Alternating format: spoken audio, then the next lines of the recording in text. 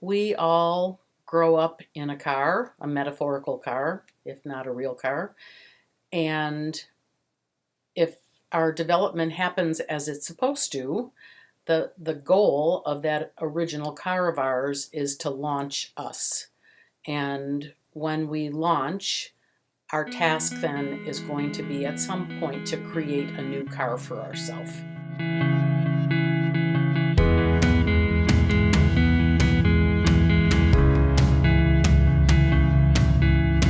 Welcome to the second episode of What Drives You, a podcast about the car. Ellen Shute, LMSW, she's an adjunct professor at the University of Michigan and has been working with family systems since 1991, came up with this metaphor. She's also the founder of Empowerment Partners, a counseling and consultation firm in Michigan. My name is Tolly Taylor. I'm a reporter here in Ann Arbor, Michigan. And in the first episode, we talked about what the metaphor of the car is, what it means, and why it's so good at unlocking and helping people open up about what their family system has been like. In the second episode, Ellen, we're going to discuss the different cars in our lives. What exactly do you mean by the different cars in our lives? Right, so we all grow up in a car, a metaphorical car, if not a real car. And if our development happens as it's supposed to, the goal of that original car of ours is to launch us. And when we launch, our task then is going to be at some point to create a new car for ourselves. And most people do this. They leave their car of origin and then they decide on creating a car for themselves. And what I have found is that people generally do one of two things at that point. They either create a car just like the one they came from because the learning and the roles and the rules of that car are so deeply ingrained in them that that's just how they think cars should be. Or they have made some type of what I call intention along the route in their car that when I create a car, it's not going to be like this. And so they may create a car intentionally as an adult that would offer different things to the people in the car than they experienced in their own car growing up. Interesting. And my first thought with that is, someone who creates a different car than the one that they grew up in.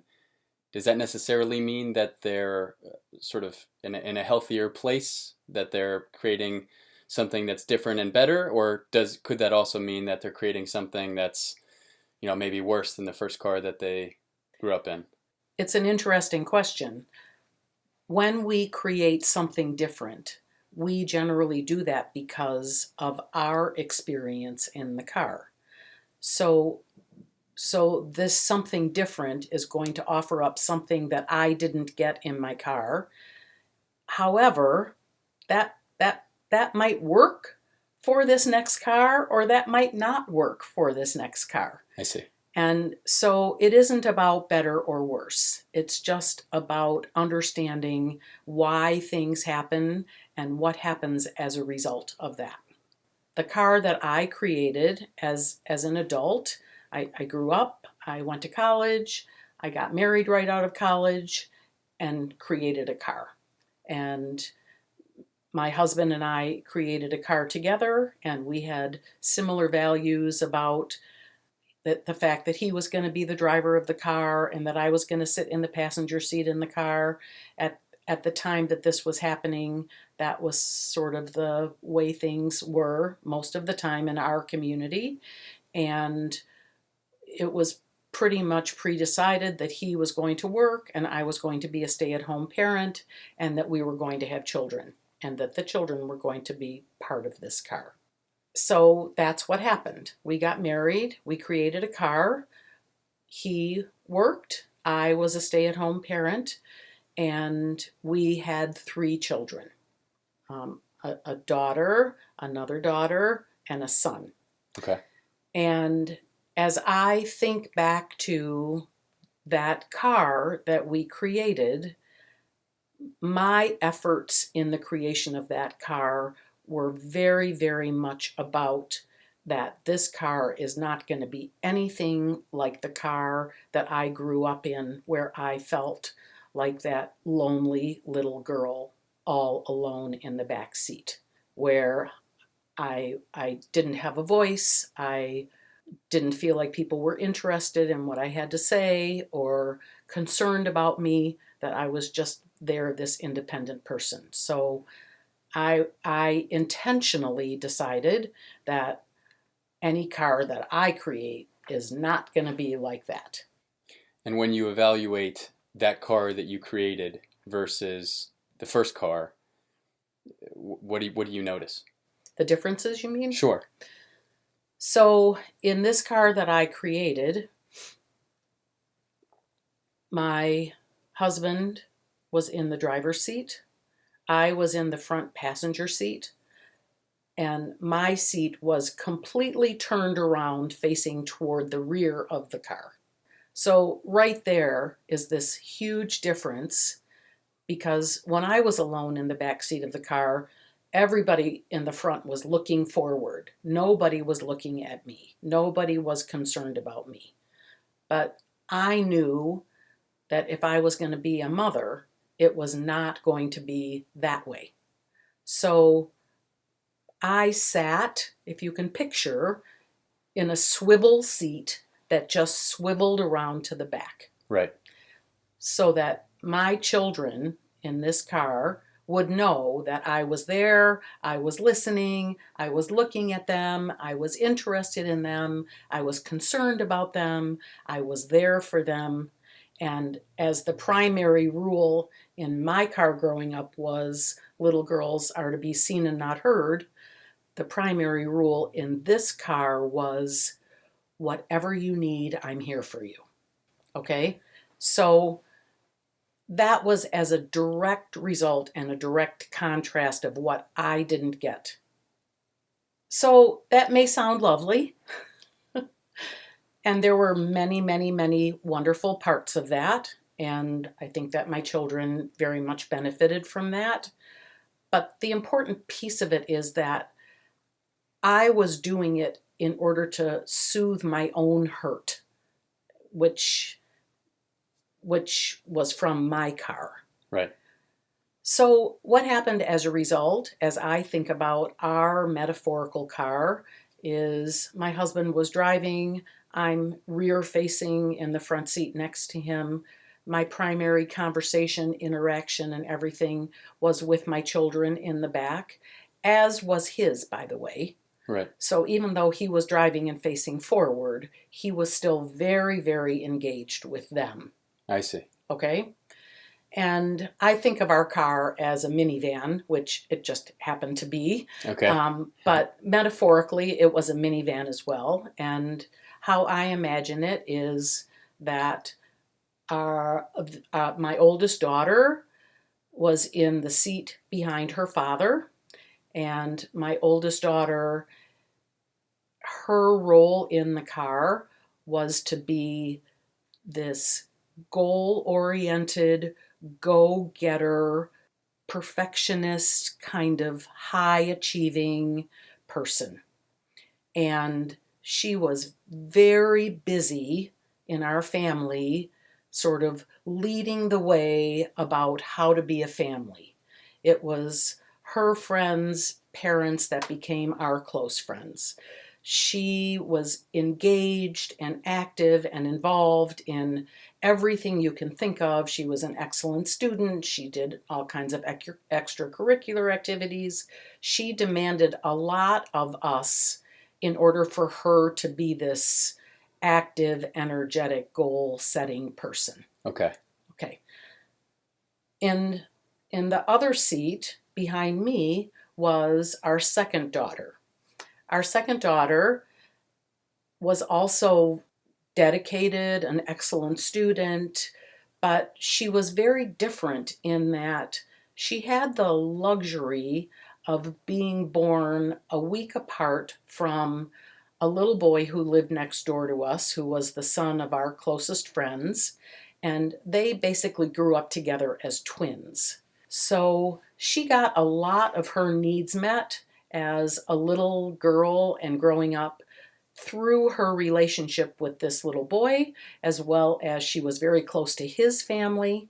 So in my picture of her in our car, I picture her in the seat behind me, taking care of herself, reading a book, doing something. If perhaps her friend was even in the car with us, Interesting. that would have been very possible. Sure, I was going to ask that. Okay.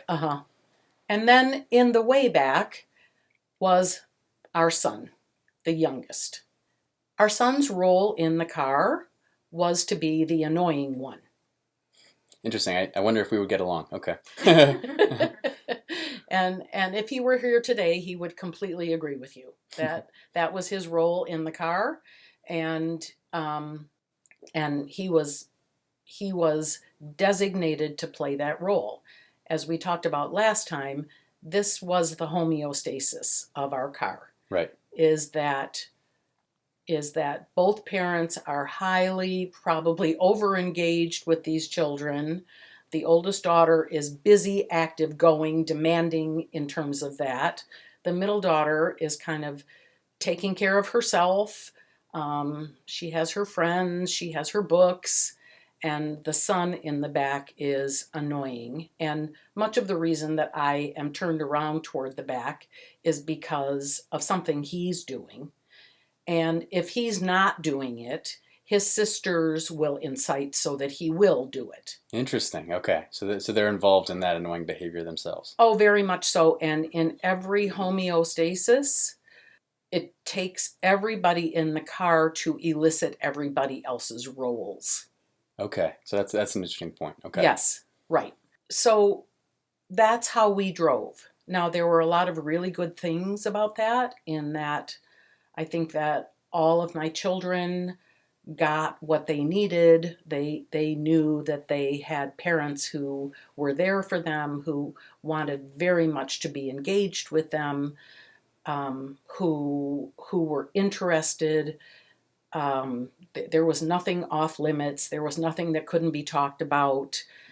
Everything was kind of out there. And in that way, our car was a very healthy car. I talk about healthy cars as being messy. Interesting. What do you mean by that? So cars are messy when there is room in the car for everyone's emotion. And somehow the homeostasis deals with it or manages it or allows it to be there. Okay. In many cars, there is not room for emotion. Those are clean cars. Those are neat, perfect, good-looking cars. They look perfect from the outside. Right. Except what happens on the inside is that nobody gets to really be their authentic self because we're too busy looking perfect. Interesting. So the key, is it fair to say the key to a healthy car is a car where everyone can express emotions? Yes. But so that doesn't mean that a car... I mean, does that mean necessarily that a car that looks perfect and all that can't be a place where there is emotional sharing and everything like that? It doesn't mean that it can't be. Okay. It's just what the children intuit from having to be perfect. I see. You know what I mean? Right. Whether they think that they can be perfect and still have a miserable, terrible day. Sure. I was just working with a couple this morning that were talking about their junior and high school daughter and how she comes home from school and she has these meltdowns. Right. And she's very functional. She's got friends. She's got good grades. She's doing everything right. But then she spends 3 hours crying hysterically with her mother, and her mother says, "I can't handle it. I don't know what to do with it."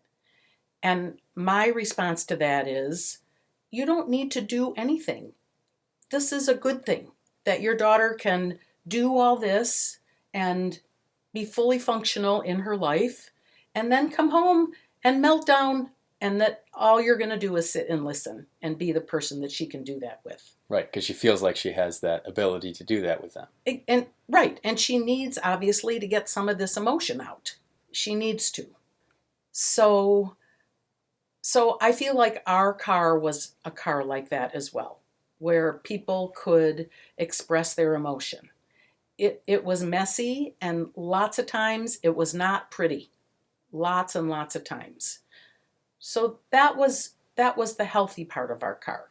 Sure. The unhealthier parts of our car were that I feel that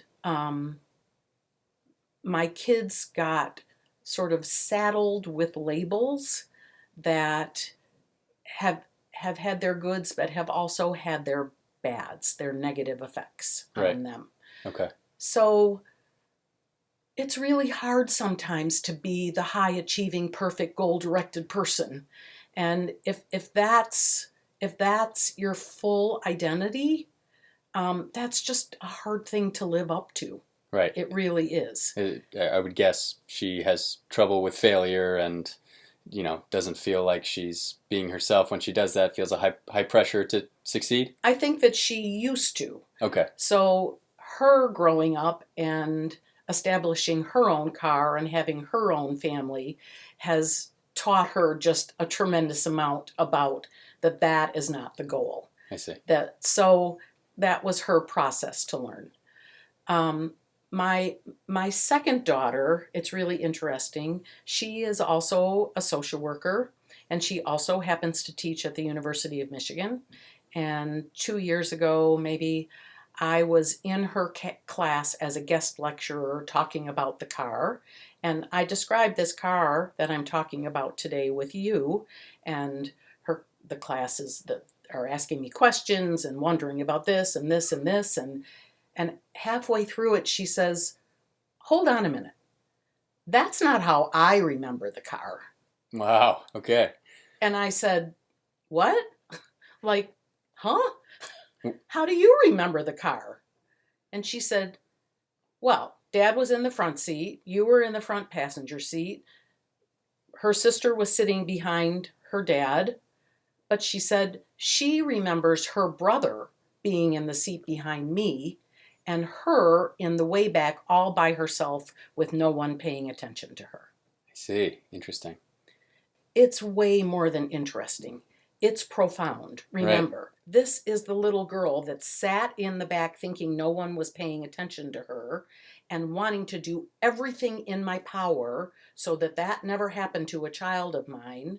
And here my adult child, a mother and a wife, is telling me that this is how she felt in that car.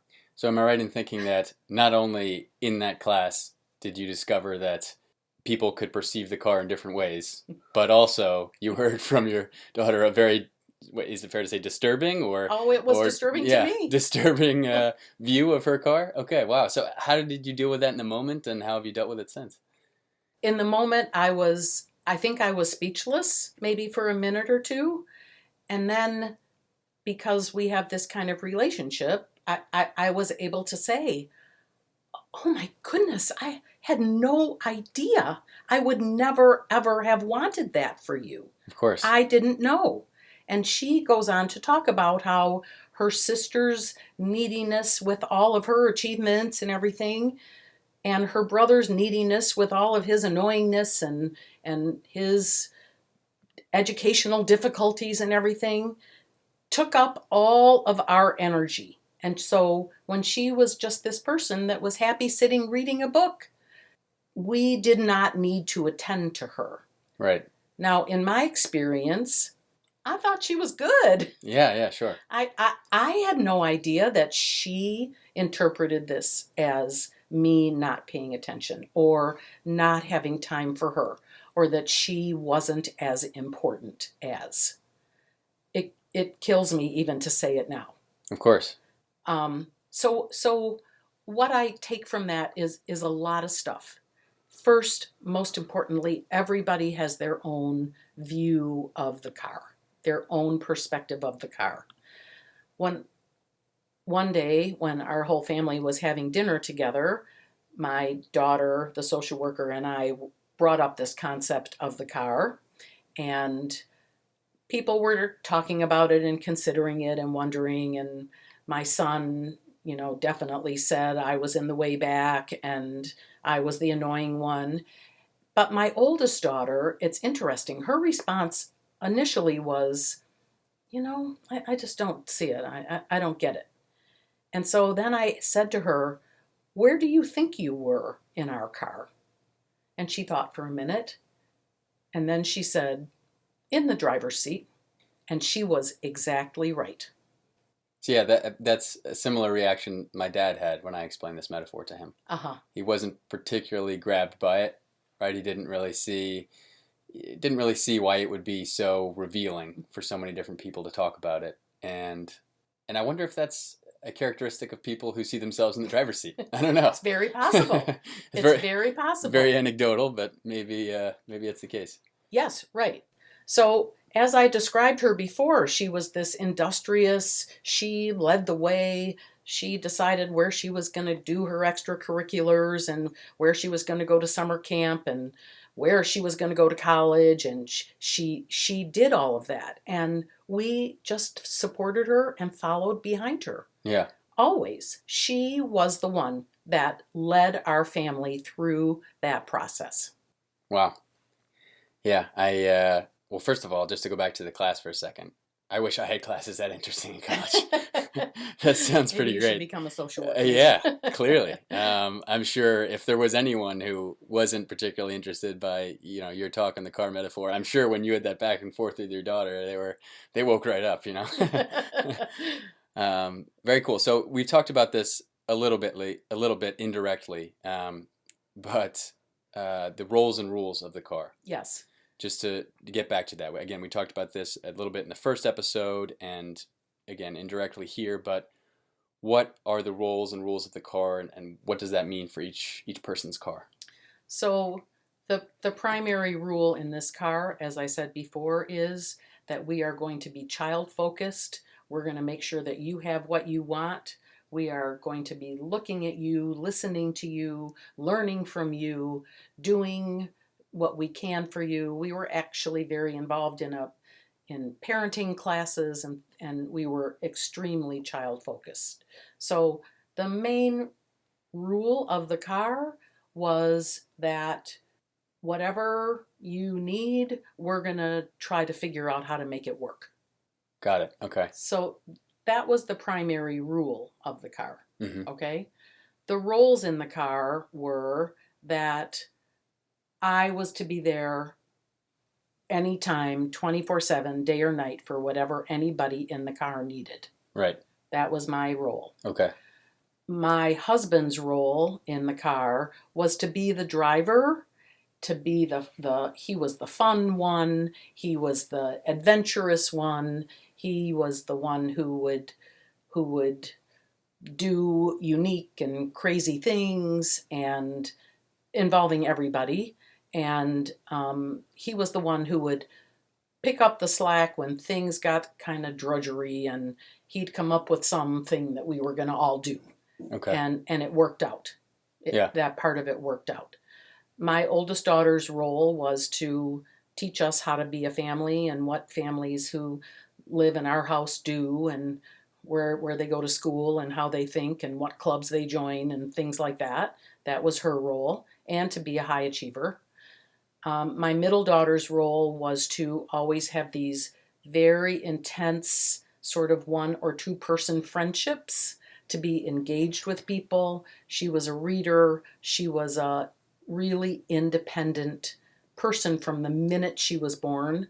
My 2 other children were really, really difficult, demanding infants. Okay. And my second daughter was just this peaceful child from the minute she was born. It's almost like she knew that she just needed to be that. I saw it as a strength. Apparently, she saw it as lacking some things, but that was her role. My son's role was to be the annoying one and ultimately to upset the homeostasis and change it. I see. And did he succeed in changing it? The homeostasis changed. He was definitely a part of the change.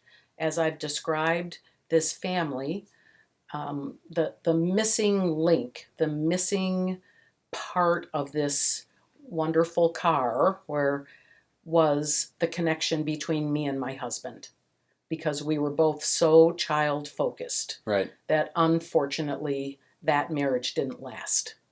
And when that marriage didn't last and we had to create a new car with me in the driver's seat, that dramatically changed the homeostasis in the car. Yeah, I'm sure. It did. So, right, I'm also a child of divorce, and I'm thinking through when I grew up, as I said in the last episode, I viewed it as my father being the driver, my mother in the passenger seat, my oldest sister right behind my dad, and she was the one who we all had to be sensitive around and cater to a little bit, and have to be aware of how she's feeling. And then my other sister was behind my mother in the passenger seat, and she was constantly had a line to my dad, in the rearview mirror, constantly arguing back and forth, pushing. I guess she would be the one who pushed the homeostasis. Yes. That's interesting. Mm-hmm. And then I was in the way back seat, facing towards, if you can picture a Volvo station wagon, facing towards the other drivers and waving frantically and making friends with everyone. But to go back to the different perspectives you talked about, when I brought this up to my mom over Christmas, I talked about how I viewed the car, and she immediately said, well, I'm not sure I agree. That's not how I viewed it. And she went on to explain that she saw my dad as the driver. She agreed about that. And then she saw my second sister, her second daughter, as up there in the passenger seat with my dad. And they were constantly exchanging, going back and forth, arguing.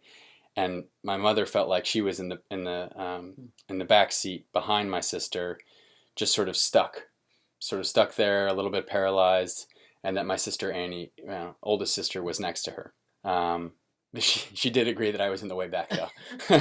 No one seems to have any doubt that that's where I was. You and my son have a lot in common. Right. Yeah, and my husband. Although this is a little disheartening to hear that maybe everyone perceived me as the annoying one. Hopefully not. So that's interesting to hear, just about, first of all, the different perspectives, like you said, that was very much illustrated from my mother. And then also just sort of how is there always someone who challenges the homeostasis? So the homeostasis is supposed to get challenged. That's the goal of it, because this car that moves this group of people from today to tomorrow to the next day is moving them through development, is moving them through the stages of development in life.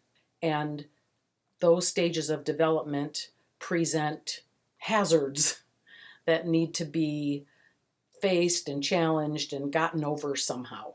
The most obvious phase of development that happens in many cars is when these small children become adolescents. Everybody can identify with that.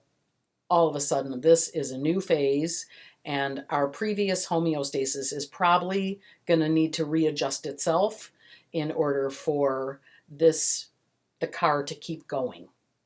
Because before adolescence, generally it's the adults in the car who create the rules and set the rules and determine how the car drives. But once adolescence gets there, now all of a sudden there's all kinds of challenges to that.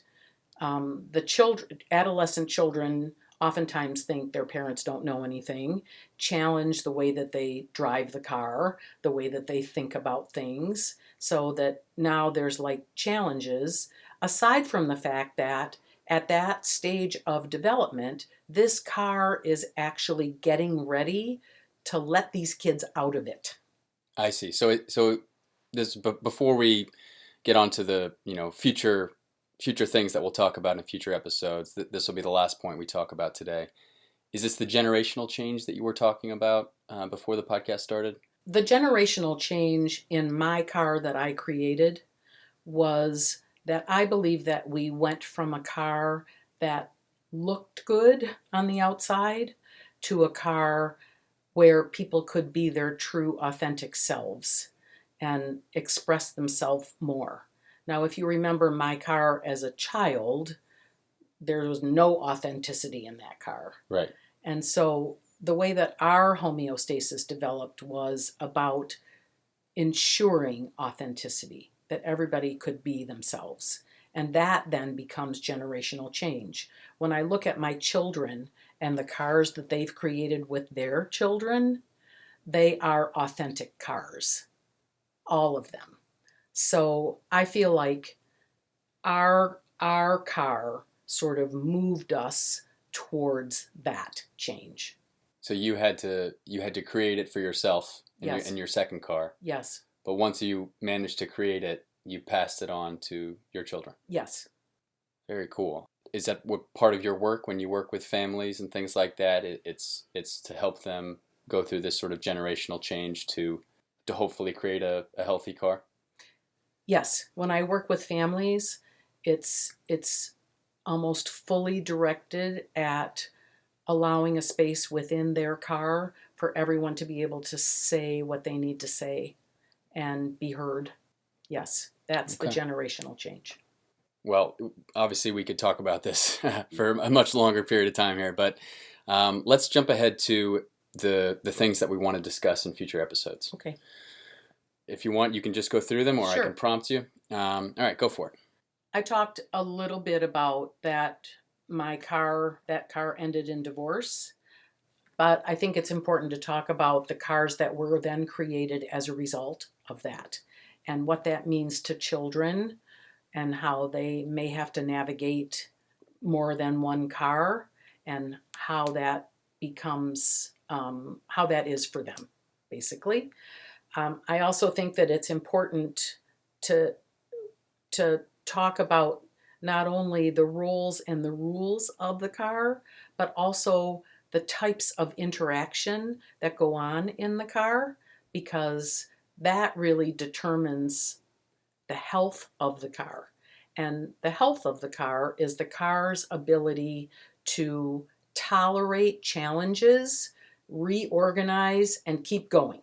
And so the next point of cars with inflexible rules, that becomes really problematic, right? Yes, yes, Okay. it does. So that's also something we'll discuss. Yep, And yeah, you're talking about how authentic cars are messy cars, right? yeah, Okay. I'm all about messiness. Families are messy. There just isn't any way around that. They can clean up for moments, Sure. but it's messy being in a family. And unfortunately, we don't have too many real role modeling of that. Hollywoodized families are not authentic families, and that's what we see in the media. And so then when people live in messy families, they often think there's something wrong with us because we're so messy. And so yes, that would be important to talk about. Lots to get to. Mhm. For now, though, is there anything else for us today? No, I'm good. All right. Well, this has been the second episode of What Drives You. She is Ellen Shute. I'm Tolly Taylor, and we'll catch you on the next episode.